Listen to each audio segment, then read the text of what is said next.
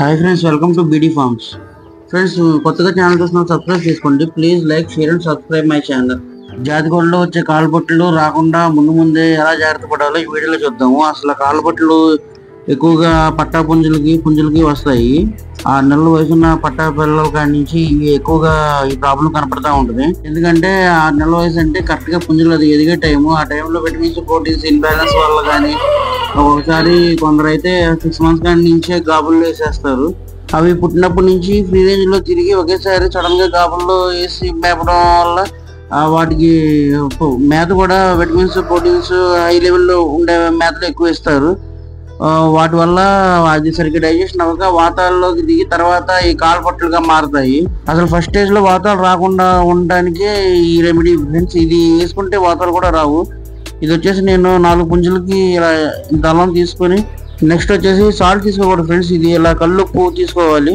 ఇది తీసుకు 2 మిక్స్ చేసి దంచాలి.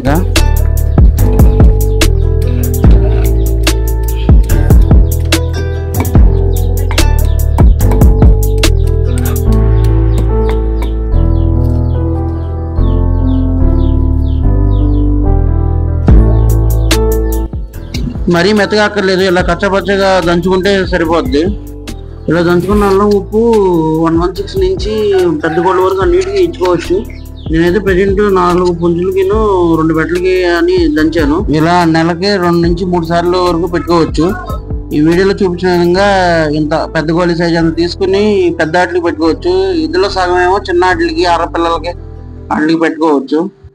ఈ పేస్ట్ ఓన్లీ మార్నింగ్ పూట మాత్రమే పెట్టాలి. అది పరగడుపుతోనే మార్నింగే పెట్టాలి. మధ్యాహ్నం, ఈవినింగ్ అలా పెడితే యూజ్ ఉండదు. మార్నింగ్ పరగడుపుతో ఉన్నప్పుడు మాత్రమే పెట్టాలి. ఈ అల్లం ఇలా దంచి పెట్టడం వల్ల ఈజీగా డైజెషన్ అవుతాయి కోళ్ళకి. గ్యాస్ ప్రాబ్లమ్స్ అట్లాంటివి ఏం రాకుండా కోడి వాతాల్లోకి వెళ్లకుండా ఉంటుంది.